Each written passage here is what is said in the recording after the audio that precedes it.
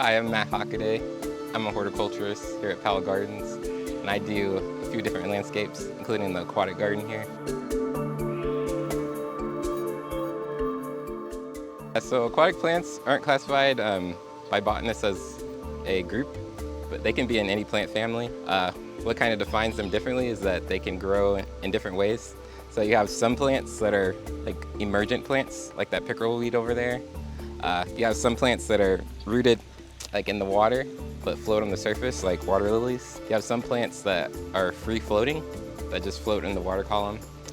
There's some plants that are submersed completely in the water, so they never come up. Sometimes they send their flowers up to reproduce sexually, but usually they produce asexually through rhizomes underwater.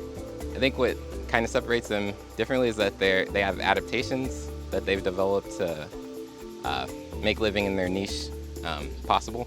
They have, they're called arenchyma, so they have like these little spaces in between their plant tissues that allow air from the surface to get down to their plant parts, like their roots at the bottom. Another adaptation is that their petioles, which is just what the leaf is attached to.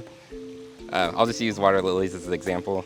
Like they can spread out pretty far, and that's just so that they can not compete with each other for sunlight. Another adaptation is that all plants have stomata, which are how they breathe, basically.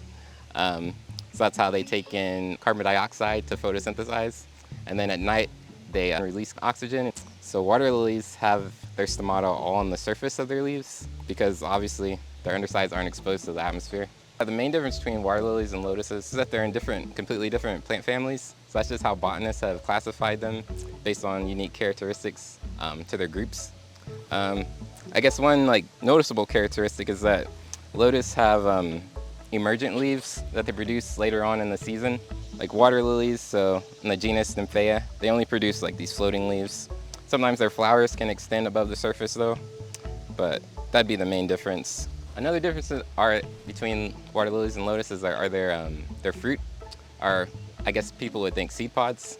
So the seed pods of the lotus are dry and they don't open up at maturity.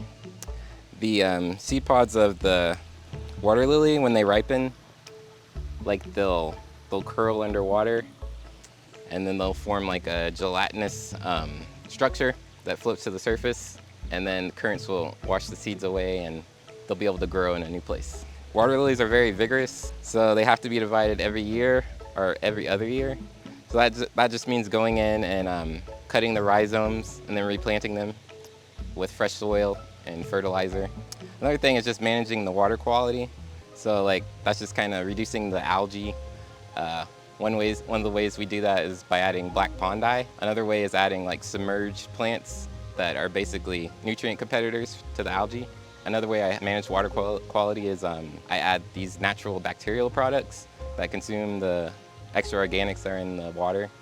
So that allows the breakdown of nutrients so the water lilies can use the resulting nutrient. So I think one of the big challenges in this space is the wind.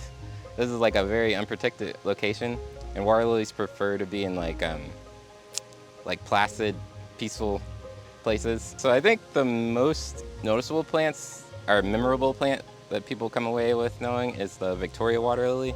So these are native to the Amazon region. This is Victoria cruziana. So these are in the water lily family, but they're a different genus. So in their natural environment, they live in that wet and dry season in tropical places.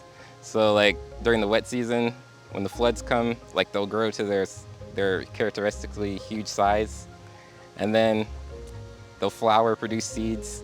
Those seeds will float away, germinate in another place, and then as the floods recede, the seeds will lay dormant until the floods come around the next year.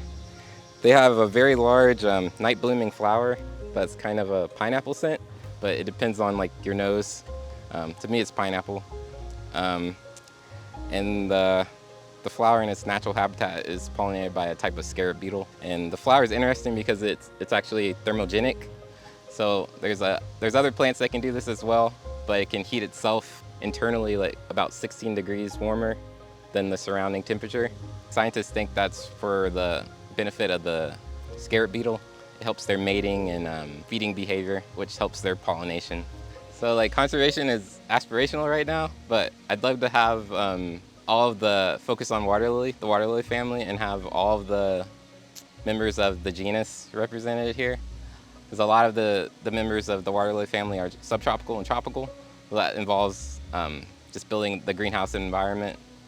And I guess we do like what a lot of botanical gardens do without thinking about it too much. We do ex situ conservation. I'd like to have a lot more wild type species that can be here just for genetic material, just in case something goes endangered somewhere else. But yeah, if you want to learn more about aquatic plants, like a great place to see them and also learn about them is here at Powell Gardens. I mean, they're beautiful. Come see them.